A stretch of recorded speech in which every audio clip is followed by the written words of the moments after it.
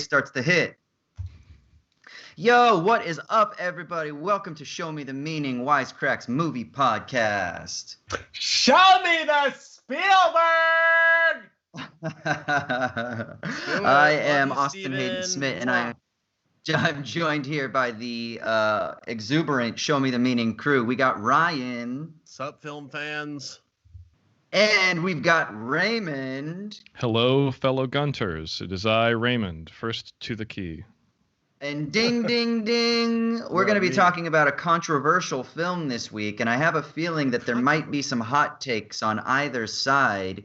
I mean, it's controversial because the film got a real lukewarm reception, and I put out some calls on my social medias, on Insta and on Twitter, and was like, what do you guys think of this film? Mm-hmm. And let me just say that people were not enthusiastic about this film. Not talking about it, like they're down to talk about it. Sure. But they want to talk about how much they want to shit on it. Is what they want to talk about. I get it. Okay. Okay, so we are going to be talking about Steven Spielberg's 2018 effort, the adaptation of Ready Player One, as I said, directed by the incomparable Steven Spielberg, adapted from the wildly popular debut dystopian novel by Ernest Cline, who also co-wrote the screenplay with Zach Penn, and it stars Ty Sheridan, Olivia Cooke, Ben Mendelsohn, shout out to the Aussies, TJ Miller, who I thought got canceled, but when I heard his voice, I was like, cool, I guess he hasn't been canceled. This was Simon pre-cancellation. Pegg. Yeah. Oh, this was pre-cancellation. Okay. Lena Waithe, Hannah John Kamen. If you guys watched Killjoys on Sci-Fi, I love her. And, of course, the fabulous Mark Rylance. So let's chat about this film. Let's do first impressions. Ryan, since you were out for a week, let's give you the first go here. What do you think about this? First time you saw it, and then what was it like revisiting it? I was surprised when you just said that it got a lukewarm response, because I just looked up I remember it getting everyone liking it. And some the biggest advocates of the book maybe not liking it as much. That was a contention. But then I just looked up the Rotten Tomatoes. It's got a 72% fresh for critics, 77% audience. I think this movie's pretty interesting. Liked. Okay, not loved, but liked. Interesting. And I universally really like this movie. And I love it. You know, I'd put it on my 10-point scale. I'd put it at an 8, which is great. It's not amazing, which is a 9. It's not a must-see, which is a 10. It's not a good, which is a 7. It's a great. So I thought that this exact same thing too. It's a fun movie. It's a fun Spielberg movie, especially. He took the book, which I have not read. I've seen the thuck notes on it though. Which is essentially the same thing as reading. Shout out to Greg. What up, Greg? Shout out to Greg Edwards.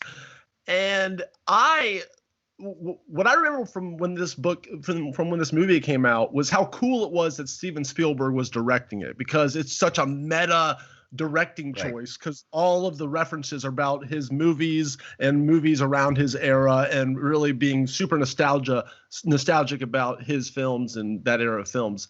And that was so a cool choice, and I still think that like it was awesome that he directed this movie still to this day. I think that more than any other film I can think of, this movie has had a complete 180 in acceptance of like on the cultural level. Like I remember everyone was super pumped about the book, and it almost was like really innovative to how many references and pop culture stuff was in it. Like, wow, this movie is totally just about pop culture, and it's for people that are obsessed with pop culture, and it's such a representative book of the times. And now I feel like it's hack. It's where if you had that many pop culture references in your movie, it's just kind of like, okay, you're just appealing to the base fanboy lowest common denominator nerd that everyone's trying to monetize, and it's not cool and fresh anymore. And I think that kind of lends itself to people hating on it today in 2020 is my theory. Okay. Yeah. Raymond, what are your thoughts? I went and saw this in theaters and rewatched it for the podcast. I also I read the book this past weekend just to kind of get an idea of some, differences and stuff, what have you. I think that the movie's fine. It's, I don't see any reason to like shit on it really. I think it's good popcorn filmmaking. I'd say it's right in the middle of the road for me, maybe a 5 or a gentleman's 6.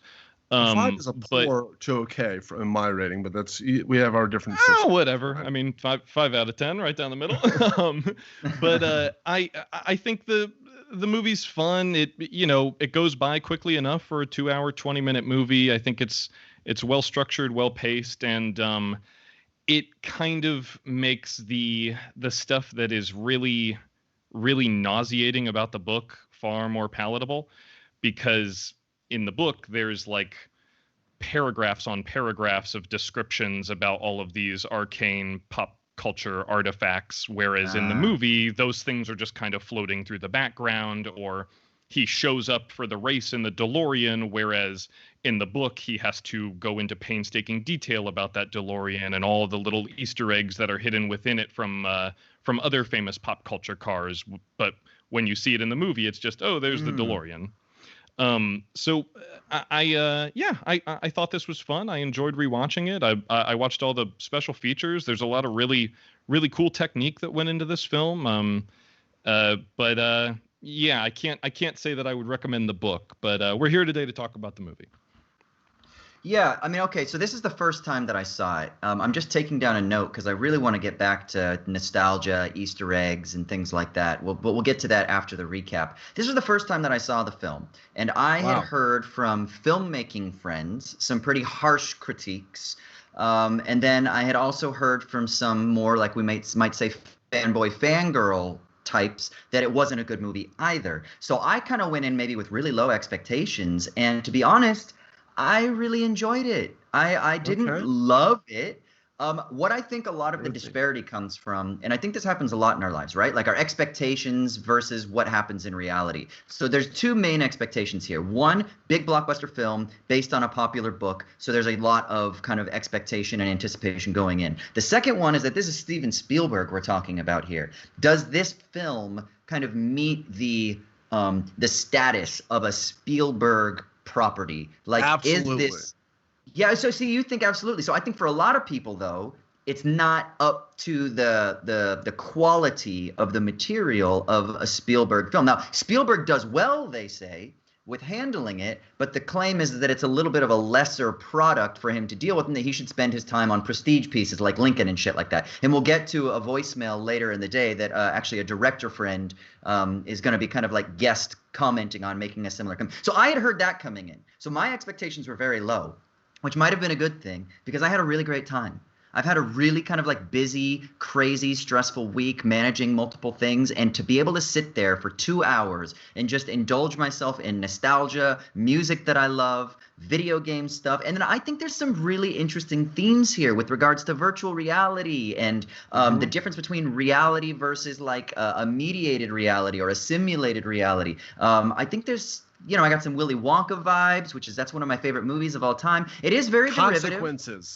Consequences, choice, making the right decisions. I mean, I think there's a lot of cool stuff to talk about. So I'm going to split the difference between you. I wouldn't say an 8 and I wouldn't say a 5. I'm going to say a 7. That's a little bit more towards the Ryan end of it. But I'm going to say I had a 7. I had a really nice time. And sometimes it's good to just do that. And then if you want to go watch, and I tweeted about this, you want to go watch Bela Tarr's Satan Tango or Turin Horse or whatever afterwards to get your art film fixed, then do it. But for a fun romp, I had a good time. I'd like to comment on the Spielberg thing, because he's on the record as saying that he does what he wants to do at this point, but he does one every once in a while for the people, like every third movie. That's what his words. Like a Jurassic Park is for the people, and Indiana Jones, let's do it for the people. War of the Worlds. fucking Lincoln in the Post. Yeah, War of the Worlds, perfect example. For the people. Because he's a populist filmmaker, which is what I love about him. But then he does stuff that interests him. So every movie can't be the fucking Post, man. You know, you need a Ready Player One every once in a while. And I do agree, though, it is second tier Spielberg. It's not, and of course, does not live up. I would never say it's in the same Jaws. category or stratosphere of a Jaws, a Close Encounters of the Third Kind, a Schindler's List, all that kind of shit. But like, I think it's perfectly good movie, great great Spielberg movie. And right the thing that I the thing Raymond, that I respect about before we go into just briefly, because we'll get back into this later. But of course.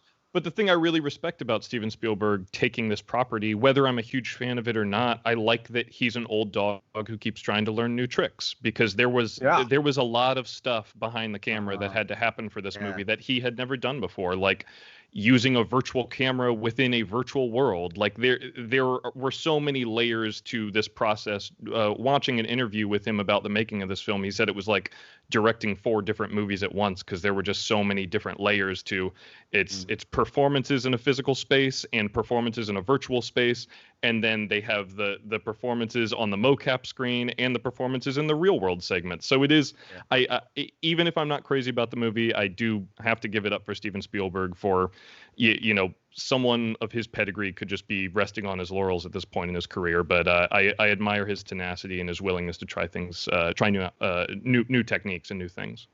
And it looks freaking great, and the pacing is good, and so that is big ups to him for learning those new skills. And the fact that like that one shot where it's every single character like going at the same time, it's just like total sensory overload, and you're like, wait a minute, a 77-year-old man directed this? What the fuck? Yeah. Like it props to him for keeping it up. He joins the ranks of like William Friedkin and Martin Scorsese, who are still keeping it real in their super old age. Yeah. So shouts to him. Keep doing your thing, Steven. We love you. Okay. So let's go into the recap here. So the year is 2045. Everyone is perpetually attached to their VR headsets, where they enter a world called Oasis, which stands for, with a great, if not all subtle name, ontologically anthropocentric sensory immersive simulation. That's wonderful. There's so much philosophical material there, too, that we can really dig into that, but later. But Oasis is a world that's created by James Halliday and Ogden Morrow of, again, the not-so-subtly named Gregarious Games. After Halliday dies, a pre-recorded message is played that details how an Easter egg is hidden in Oasis that grants ownership of the platform to the first person to find it.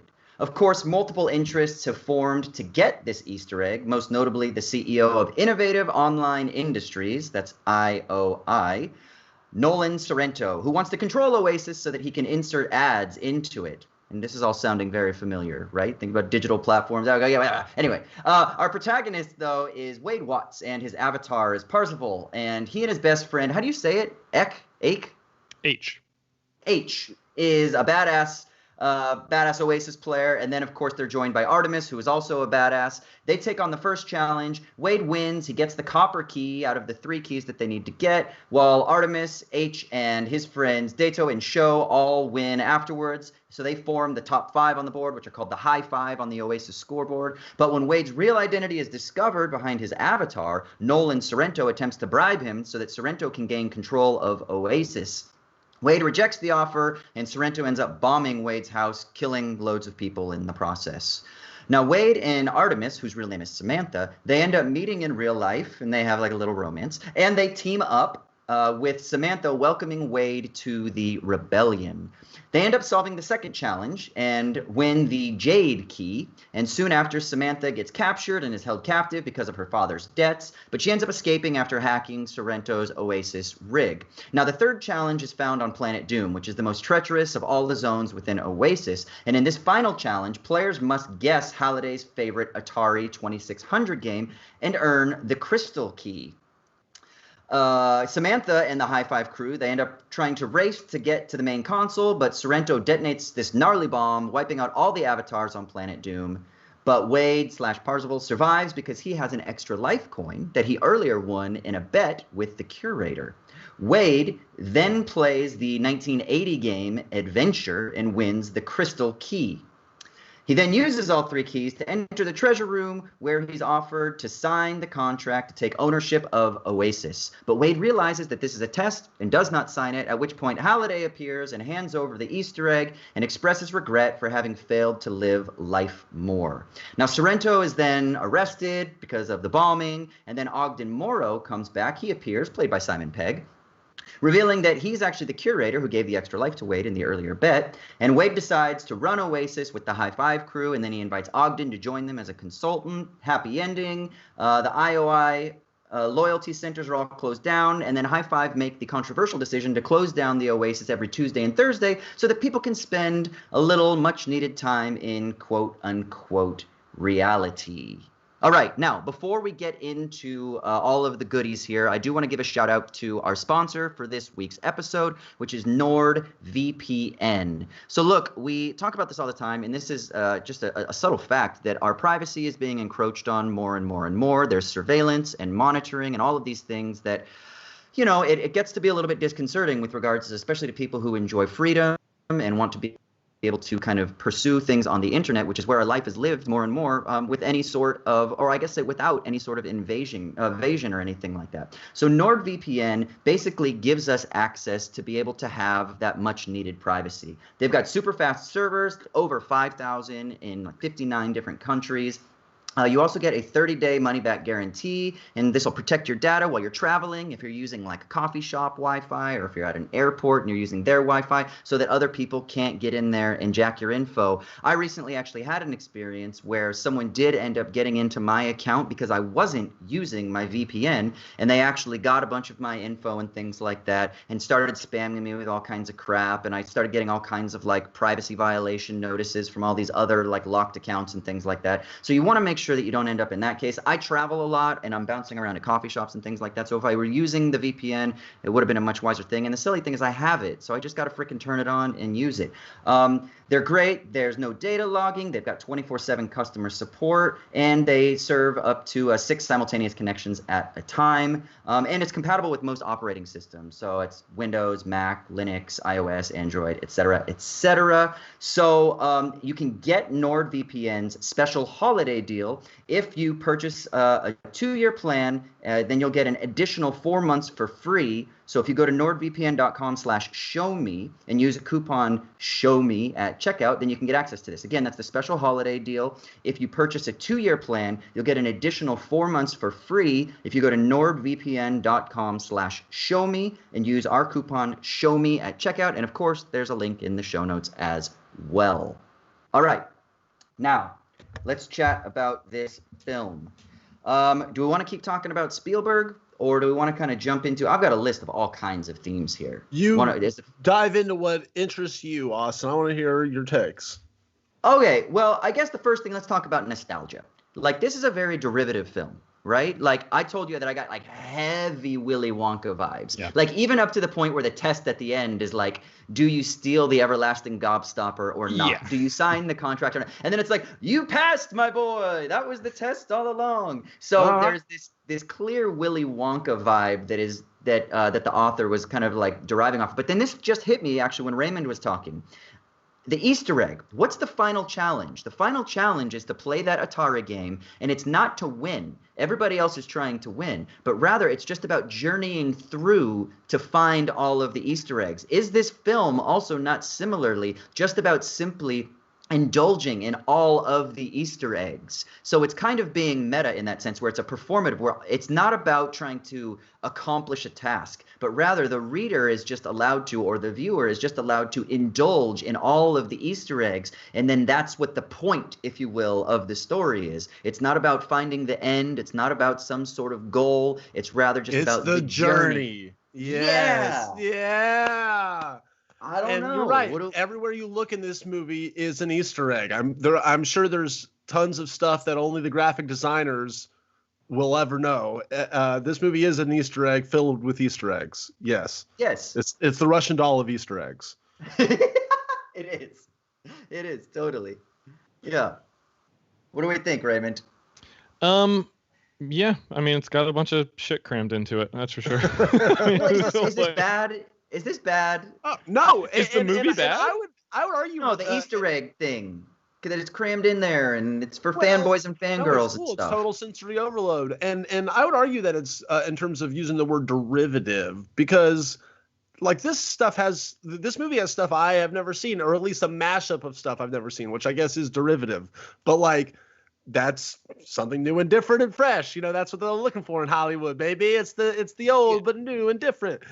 So I'd never seen a post-apocalyptic Willy Wonka film set in virtual reality. Like, I'm sorry, exactly that movie get made all the time? To me, that's a pretty fresh concept with Steven Spielberg based on a book that's popular. To me, it had all the I can hear the elevator pitch right now. The producer is standing there at the studio, and they're like, "It's Willy Wonka meets Blade Runner meets Hunger Games," and they're like, "Cha-ching!" Where do I sign? This as a film, I think, once again, I think it works. I think it goes by swimmingly enough, and I also think there is a place for movies like this. That are, heavy on nostalgia and give the people what they want, and they're just pure sugar. I think the problem is that this movie kind of stands at this point as like, not that this had this really huge cultural footprint as a film, because I think that it's, it's not like everyone went and saw this. This wasn't Avatar. Right. But I think it is indicative of the degree to which our entire pop culture now kind of subsists on just regurgitating and reinventing past IP and stuff. So I do think that there is a place for movies like this, but it does bother me that there seems to only be a place for movies like this anymore, where like everything has to be based on some kind of IP, even something like this that is a whole mishmash of a bunch of different influences and pop culture references. Is still, it's based on a book, which is based on, like you said, it's got the touches of Willy Wonka, and so I do understand that there is a place and an audience for a movie like this, and I don't want to poo-poo it, because like I said, I had a fun time with it both times I watched it. But I guess it does stand as a sort of a symbol of what our popular culture output has become now, which is just kind of this constant cycle of there's really no innovation. There's just regurgitation. And I always wonder, the way that like our childhoods are being pilfered for contemporary audiences right now, what the hell are people going to make movies about in 30 years? Is it still going to be like reheated leftovers from our childhood for folks? Yes and no. It's going to be Star Wars 59 or whatever.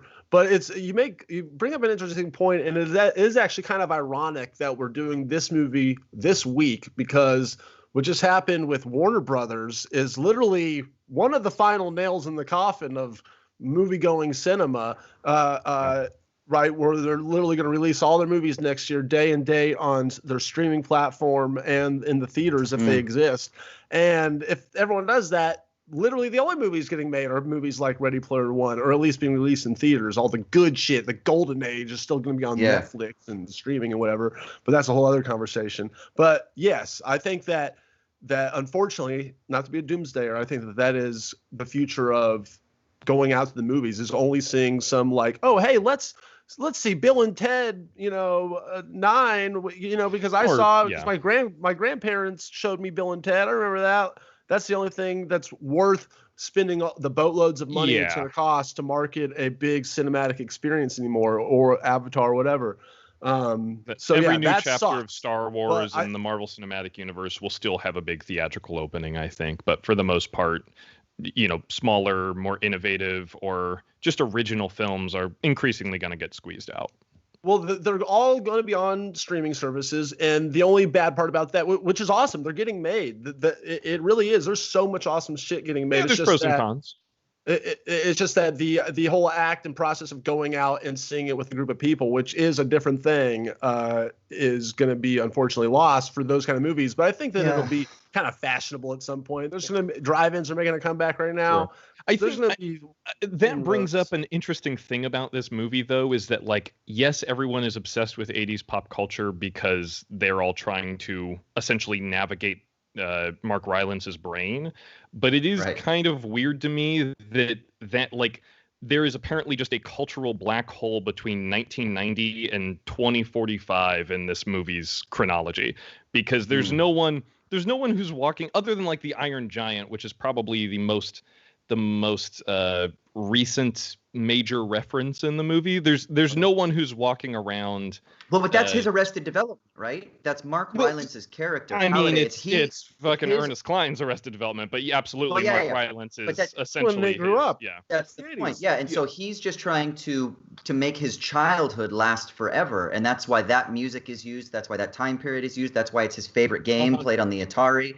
Right. And so in a sense, it serves the purpose. And then that's why his whole thing is like, I regret that I didn't live my life. I regret that I didn't go after Kira. I have all of these regrets. You don't make the same mistake as me because you will be stunted like I have been.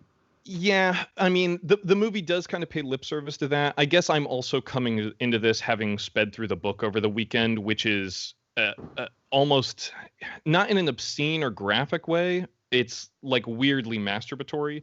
Because in the way that the movie can kind of glide over some of that stuff, it doesn't lay on the references and the research. The book essentially just is a vessel for research, and it's this fantasy novel in which, you know, Ernest Cline's magnum opus is a world in which everyone is just as obsessed with all of his favorite things as he is, and not only that, but the literal key to becoming one of the richest, most influential and famous people in the world is just knowing all the dumb 80s bullshit that he's obsessed with. Like, it's just so clearly or maybe the key is the shout out to Ferris Bueller, and sometimes you got to just stop and pay attention to what's around you.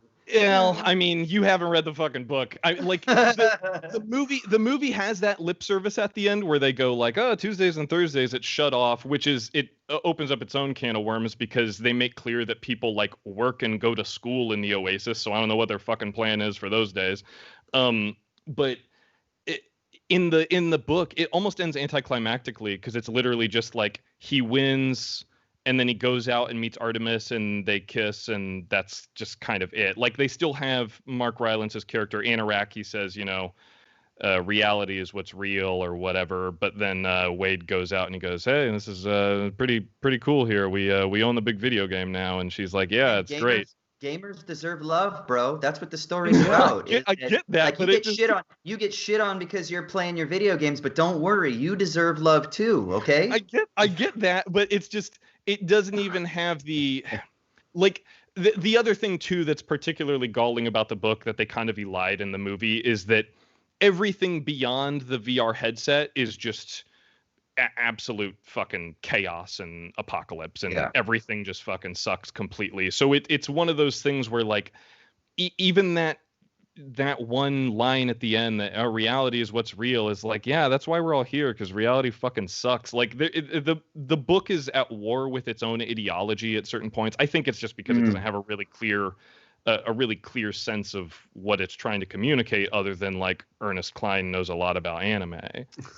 Yeah, it doesn't seem like it has a very clear understanding of like the social and political backdrop that the film requires. Like, it requires clearly some sort of like dystopian economic, maybe climate, maybe war. It necessitates that. And then it's like, yeah, but don't worry, we don't actually talk about fixing that shit because everyone's just escaping. And then I get what it's trying to say. It's trying to say, look, like, we're all trying to escape the hardships of reality by going into our digital lives, and that's where we get these like sensory rushes of dopamine and enjoyment, and we can be anybody you want, and you have these tasks and purpose and stuff like that. But if it neglects what's going on behind the curtain, so to speak, like when you peel back and see that who the wizard is, or you go back and see the desert of the real in Matrix terms, I mean, there's all clearly this stuff is in there too, right? The platonic division between the real and the irreal or the unreal, right? So like when you peel back and you go to the real, there's not, at least from the film, what I could tell, there wasn't much that gave me an understanding of the actual world of the real, except for we got a greedy corporation, and then we got a bunch of people who they want to use this technology for good rather than for exploitation, whereas the greedy corporation just wants to do it to profit a lot. And that's a very sort of like flimsy and kind of superficial. I'd love more, you know. But even with that, I think the story overall is once again at war with itself, because they spend the whole movie decrying IOI as this, you know, faceless, nameless, fascistic gestalt.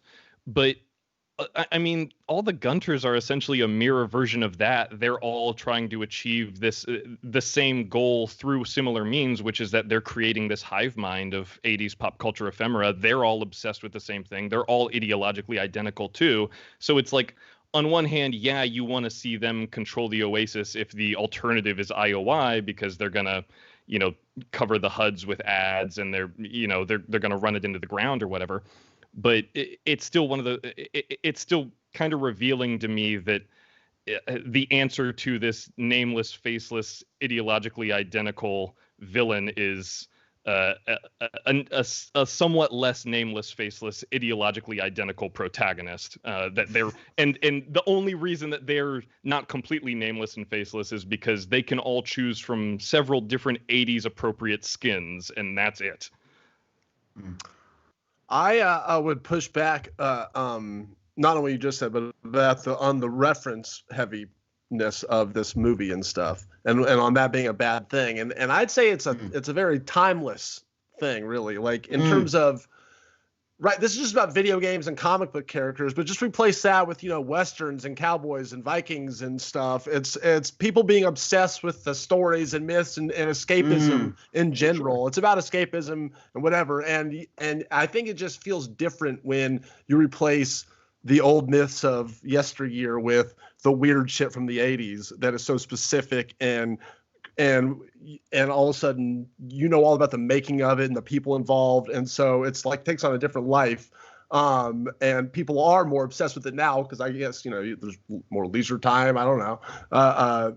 So yeah, I think that this is not as there's just no alternative, a modern new age thing as it is. I think that this is just a crazy on crack version of people being obsessed with stories and escapism and not their own lives.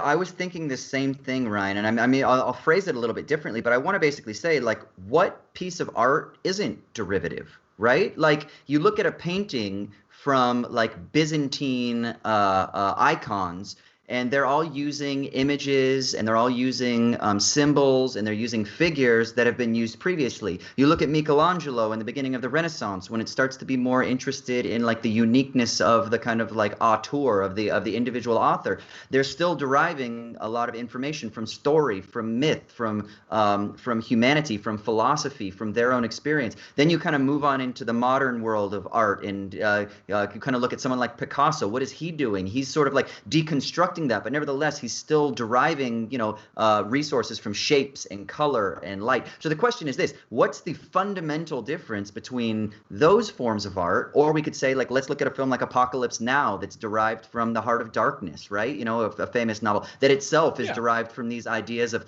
the man of wilderness kind of being taken over and descending into madness because of nature and the state of nature, which is a very Hobbesian idea. So then the question is this: I'm not saying that there's no difference. The question is this would be the interesting way to think about it. What is the difference between those forms of derivation and then this form of derivation? Is it that it's deriving its information not from humanity and from stories that have meaning and cultural potency, but rather it's just deriving a bunch of commodities and then repackaging those commodities in the form of RoboCop, a pop song, et cetera, et cetera, et cetera. And then here's the last question is that not already too critical? But it's rather what Klein is saying, the Rylance character maybe is saying, is that even in the midst of all of that supposed superficiality, we can still enjoy the creativity of RoboCop and of a Tears for Fears song and of, you know, all these things, and that there's actually humanity in those things. We just need to better attune ourselves to them. Does that make sense? Like, Ryan, yeah, it makes perfect sense. It does make perfect sense, but I would say that there's two halves to that story that you're telling. There's if you put two things together, derive two things, you've made something else, even though, yes, it is different, but you have created, and it has a different effect than the two things if they were separately, on the audience. As an editor, I juxtapose things all the time, and that's my job. It's like you take one thing, you take another thing, you make a new thing, and it's cool. And yes, you didn't create the raw products, but that doesn't mean that your new thing isn't awesome. However, what I think people get really tired of is just the reference for the sake of reference, just like, I know about that, you know about that, you put that in there, that's funny, right? There was like that whole chain of parody movies where literally the jokes every time was that movie from last year, that character just came on screen. That movie exists. Remember that? Yeah. Like that, I think is really the synthesis of what people are tired of, and I don't think that is what Ready Player One is, even though it seems like it with all the.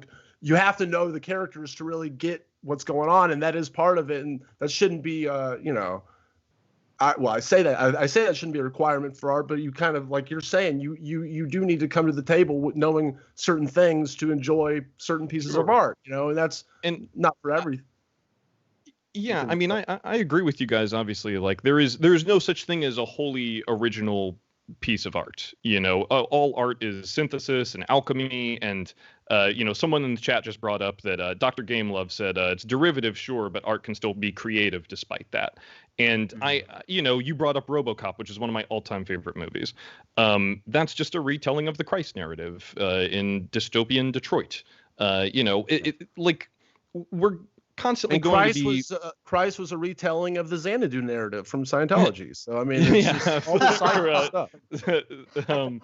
You were going to say like Xanadu's the roller skating movie with Olivia Newton-John. Yeah, hell yeah, Whatever. We should cover that one. Oh God, so good. But I think that what excites me as an audience member and as an artist myself is just like finding a new way to iterate on those themes and those influences. I mean, Willy Wonka and the Chocolate Factory is my all-time favorite movie, and watching this one and knowing that Ernest Cline was really intentionally thinking about that movie when he was writing this, he says so in several interviews. I still think that there's a weird disconnect between the ways in which these fantasies are realized, that like both are, ostensibly egalitarian contests, but obviously they are going to favor the rich and the privileged who can afford to get the best suit and the best gear and the best headset, or can afford to buy chocolate by the truckloads. In the example of Willy Wonka, specifically with Veruca Salt, her dad, switches his entire nut-shelling factory into a chocolate opening factory.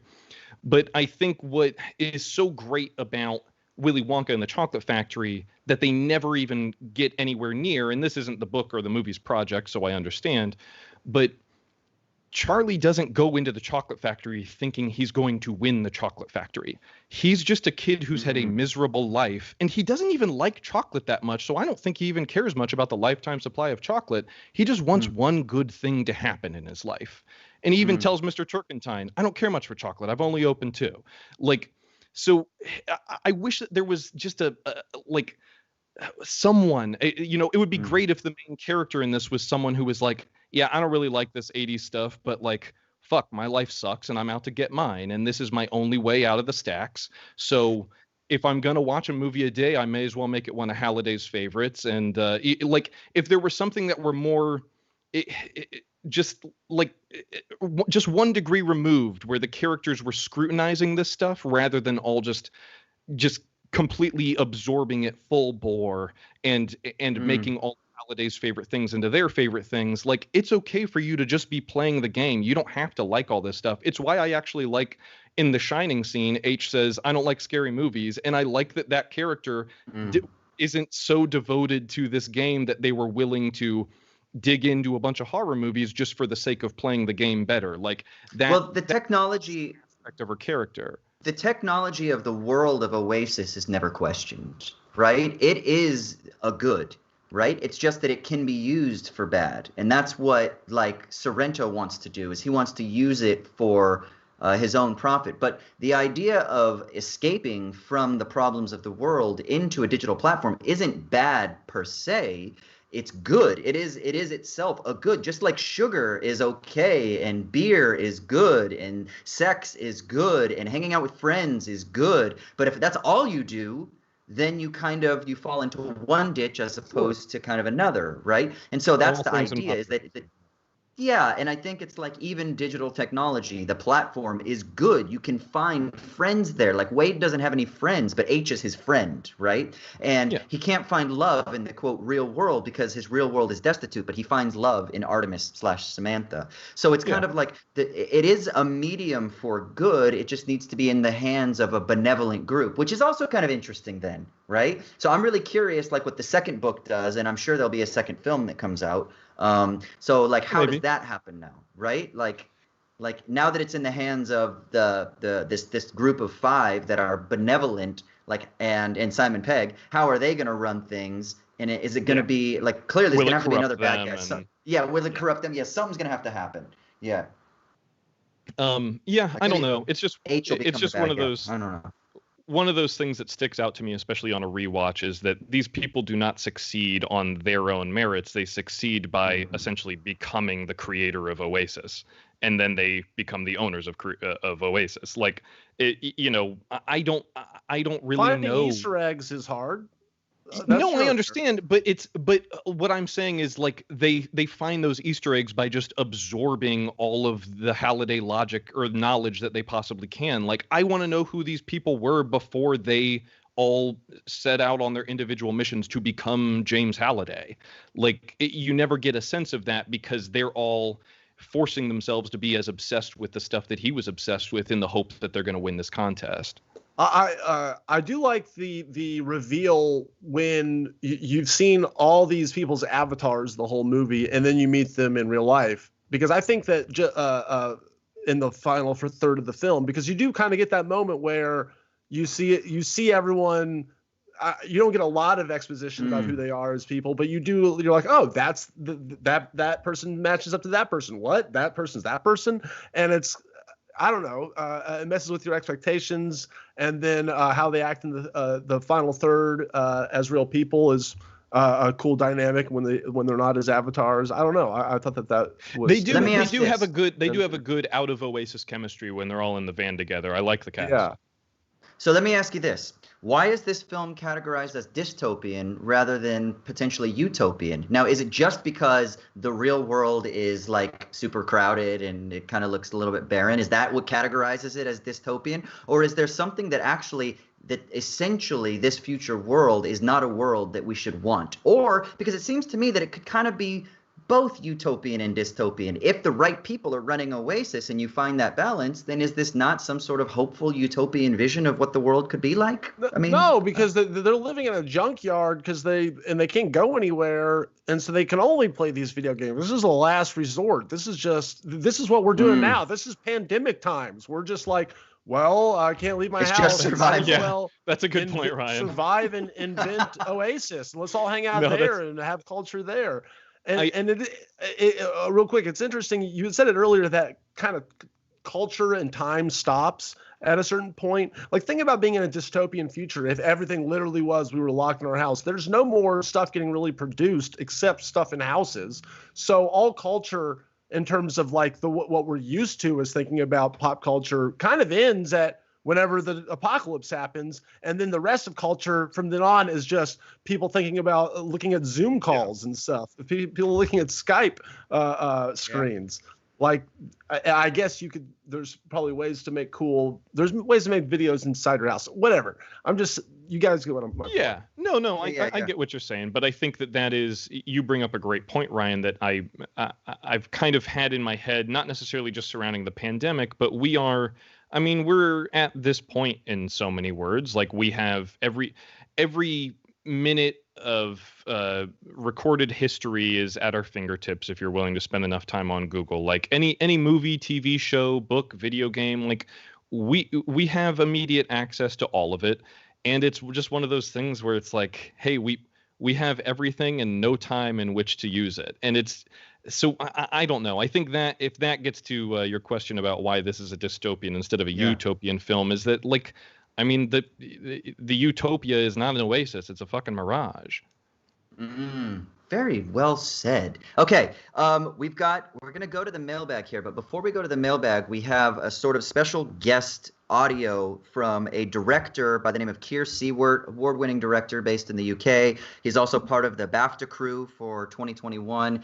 He's a fantastic filmmaker. You can check his stuff out online. He runs Breaking Point Flicks and stuff like that. But he's also one of those guys like Ryan and Raymond where they just have encyclopedic knowledges of film and cinema and stuff like that. And what he said is he thinks that Ready Player One is actually like the death of cinema. Now, that's a very sort of harsh take, but if we play the tape, it's a couple minutes long. Let's just hear what his thoughts are, and we'll see if we can engage with it a tad afterwards. Okay, so keep in mind I haven't seen this in about a year. Oh no, a couple of years. It's been a while. Anyway, I saw it when it came out, etc. But what I would say is that ultimately, sure, like as a film, it's fine. It's like 3 stars. It was mildly okay. I remember it being fine, in terms of, the use of CGI and everything. It's not bad. And, I think there's a lot of stuff that was kind of overblown about it. But I would say that for me, it's actually part of what I think is a worrying trend of basically what big studio cinema has become, which is the prevalence of IP. So it is a movie that is built totally and completely on IP and pure nostalgia. And the idea behind it is that everything about it validates you as a person because you only care about the things you like and you're only validated through those things, which to me is worrying because as someone who thinks that, that the importance of art is the ability for things to go forward, to create new things. To me, it's about validating and saying, no, the only thing that matters are things that already exist and things that are recognizable. It doesn't even matter if those things even make sense or work with it. So, for instance, you have something like the Iron Giant, which is being utilized in a way that doesn't even work in terms of how the Iron Giant is supposed to exist. And so ultimately what it looks to me at is the whole thing is like a certain kind of call and response thing of like how like if you've got a baby and you start sort of showing it things, it laughs and it claps because it recognizes those things. And that is what we are becoming as a society, where all art is simply measured by the fact of whether it triggers that little thing in your brain that says, yes, I recognize that, I liked that thing, therefore it's good.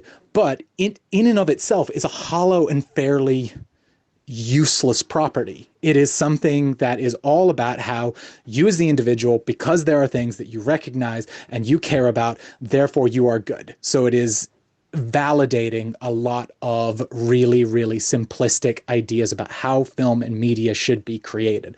So while it is in and of itself perfectly fine as a sort of adventure thing, it is worrying in terms of the notion of it is validating the worst kind of ways that people imbibe and perceive media currently. And I also just fundamentally don't think Steven Spielberg should be making films about how people should be nostalgic for Steven Spielberg movies. But I will say that I also think that Steven Spielberg as a director, this is not what he's good at anymore. Like he's an eternally great craftsman, but what Steven Spielberg is great at is crafting great adult dramas. And he's one of the few people still doing that at a high budget where they can, with great casts and a good amount of prestige and work put into them. And, I would far rather see Steven Spielberg making things like The Post, Bridge of Spies, Lincoln, rather than spending his time making things like this, which to me feels ultimately like it is a repeating of just kind of, tropes and stuff that we've seen from the past. There's much more interesting directors out there to be making this sort of stuff. And I also just kind of think that this is also based off a fundamentally terrible book. Like I would really advise you to find an excerpt of the book because it is embarrassing how badly that thing is written. Anyway, those are just my thoughts. All great. Right. I mean, we touched on a lot of that stuff. Sorry, go on. What do we think? No, I was going to ask you, what do we think? Yeah. He brought up the Iron Giant, and this actually dovetails with something that Dr. Gamelove said in the comments, that copyright would tear the Oasis apart. And in the book, all the characters have big robots. They're all like wearing Gundams, and one of them turns into Ultraman. One of them is Leopardon from Japanese Spider-Man.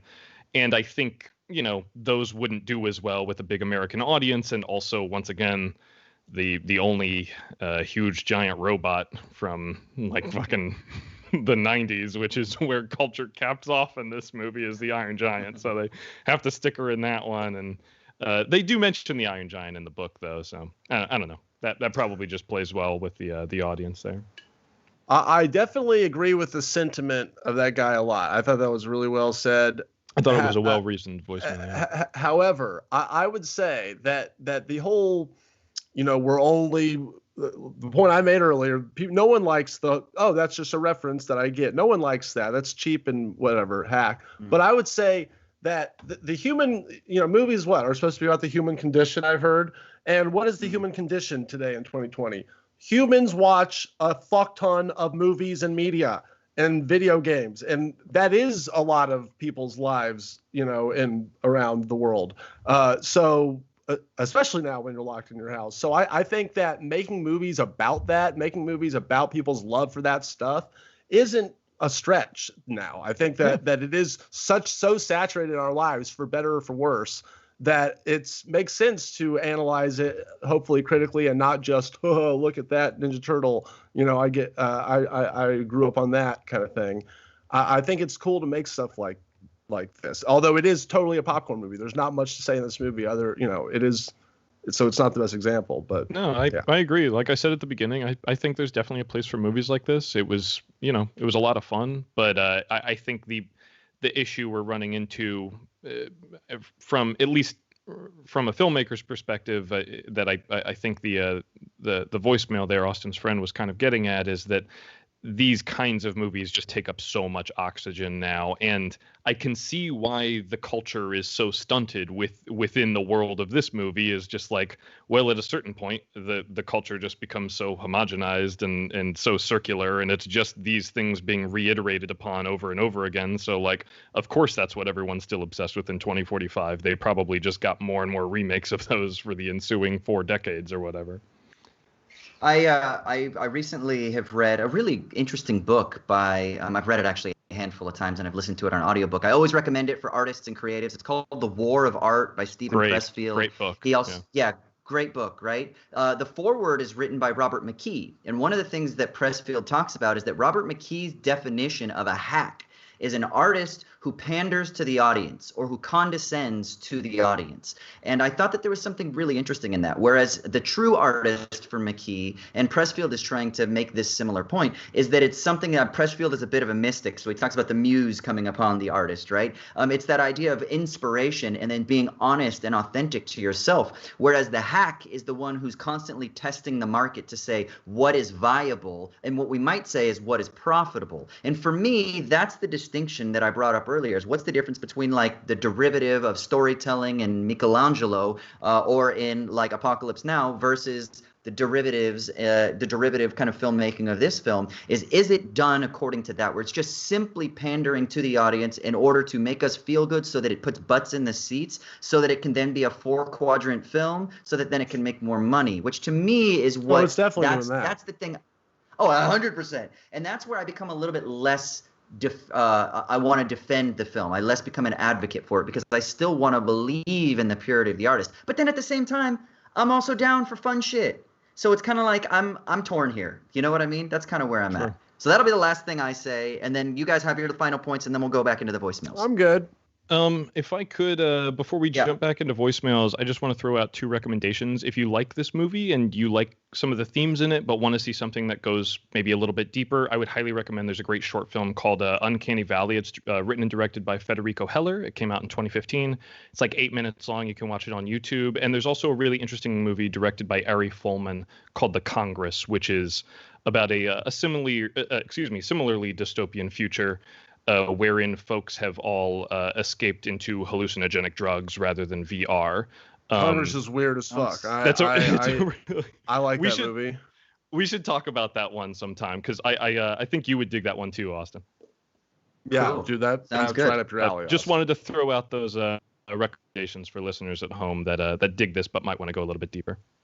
Amazing. All right, so let's jump into the voicemails now. If you want to call us, you can call at 213-534-8807. That's 1-213-534-8807. All right, let's go with Newman, who's from Chicago, who wants to talk about Ferris Bueller's Day Off.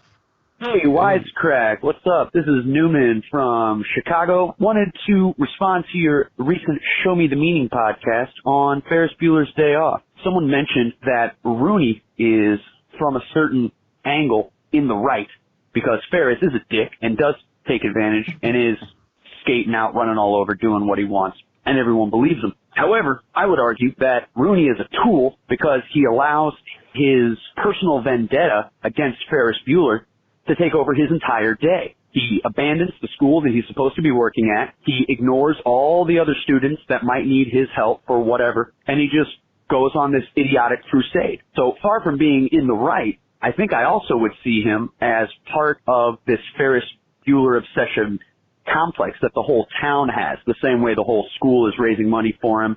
His name ends up on a water tower. Rooney is the perfect ineffectual villain to be coming after him, like Wile E. Coyote or Yosemite Sam from Looney Tunes. The guy he can't ignore Ferris, and he will never succeed going after Ferris. And so Ferris is just a winner all day forever. So yeah, those are my thoughts. Love your show, love your work. Keep up the great work. Take care. Bye-bye.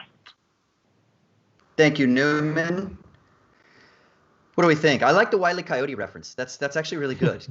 It is kind of like Roadrunner and Wile E. Coyote, you know? Especially, and every single time, and he's always like, no, it's like he's always falling off the cliff, right? He thinks he's got him, and then whoop, the floor drops out from underneath him. That may be something that John Hughes is cognizant of, because every time that Ferris and Rooney are face to face, one of them is completely silent. There's like a cartoonish energy between the two of them that they never Ferris actually...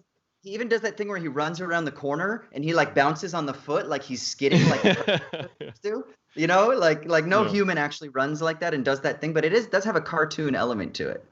And just to say at the beginning of that voicemail, I don't think any of us were saying that like Edward Rooney was a good guy or that he had it all together. I certainly wouldn't. So Jess from New Girl makes that point, and I brought that up. She says that like she actually thinks that Ferris is really in the wrong and that Rooney is the good guy because Jess from New Girl's. Yeah, she's a teacher, and then she becomes a principal at some point. And she's like, "Wait, he's just doing his job, and this kid's a brat. Like, come on." I don't know. I don't know that it's a principal's job or a dean of students' job to leave school for the entire day to seek out one wily character who you can't seem to keep in a desk or whatever. Well, now, if I remember correctly, it's not a one-to-one with Wiley because Wiley is always chasing the Roadrunner. This is Ferris's like millionth day off from, he's barely making, he's already been tardy this year. He's barely going to graduate. Ninth day. Yeah. So I think that this is a man on his breaking point. This is a man that has been pushed to the limit, and he's like, all right, I'm not letting this guy get away with one more day. There's no way. I know he is just faking this shit. So if he was doing it on every day, all 9, I'd get it, but I don't know. Yeah, I'm with you. Okay, we'll just squeeze in one more email, or one more voicemail. I'm sorry. We'll have really quick thoughts about it so that we can close out here soonish. But I just wanted to get to Ramsey, who wants to talk about Goldfinger, because Ramsey is from the UK and has an interesting perspective on James Bond from the British angle. So go ahead, Ramsey. Yes. Hi, Wisecrack. Ramsey Hassan here, long-time listener, first-time questioner. Third crack at this because I keep getting cut out, but I'll say quickly.